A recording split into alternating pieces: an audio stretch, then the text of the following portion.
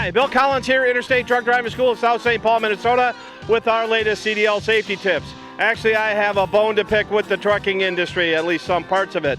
There's a coalition of 31 different trade associations within the industry that are complaining to Congress, claiming that some new proposed safety measures are overly burdensome in terms of the expense. So let me explain what these proposals are to make our industry safer.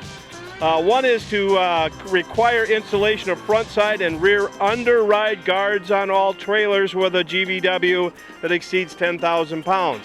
That's to prevent a car from going underneath a trailer where somebody might get decapitated.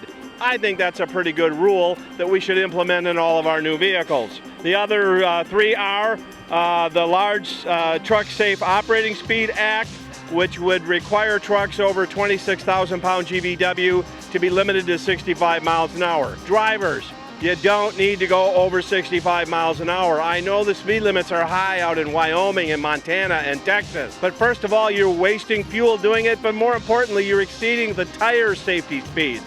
It's not safe to operate at those speeds in the first darn place. And if you do hit somebody at 80 miles an hour, it's going to be a heck of a lot worse than 65. The Safe Roads Act would require new commercial motor vehicles to be equipped with and utilize an automatic emergency braking system.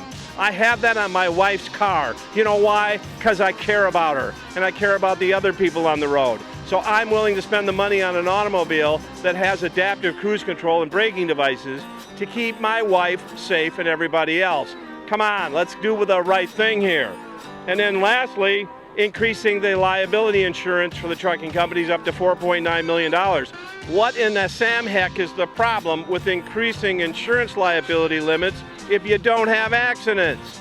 I've operated this business for 21 and a half years with zero reportable collisions. Not a single insurance claim in 21 and a half years, and any trucking company worth their salt can do everything they do to keep that down. Sure, the larger fleets are going to have some exposure, but when you put that dollar amount to it, it makes it more important for the fleets to do their job in terms of keeping everybody safe.